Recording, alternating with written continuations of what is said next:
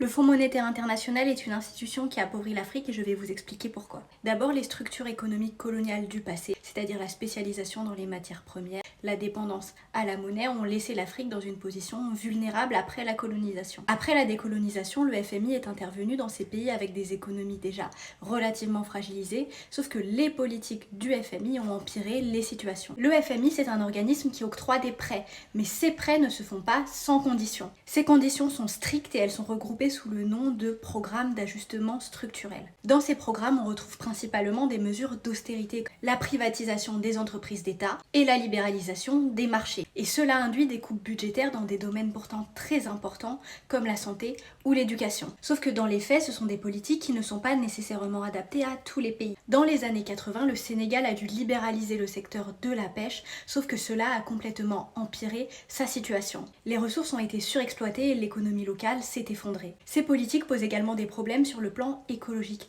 puisque certains pays doivent surexploiter leurs ressources pour rembourser leurs prêts. En plus de cela, les travaux de l'économiste Stiglitz ont qualifié les politiques du FMI de recettes universelles qui ne fonctionnent pas nécessairement, qui ne sont pas nécessairement adaptées aux économies locales. En plus de ça, le FMI est largement dirigé par les grandes puissances occidentales. C'est elles qui sont au contrôle. Pour l'économiste coréen Ah Jun-chang, le FMI impose des politiques libérales aux pays du Sud qui servent les intérêts des multinationales occidentales. Pour lui, le libéralisme garantit l'échec des pays du Sud. C'est de cette manière que le FMI fait la promotion du libéralisme économique au détriment des pays du Sud et au grand avantage des pays du Nord.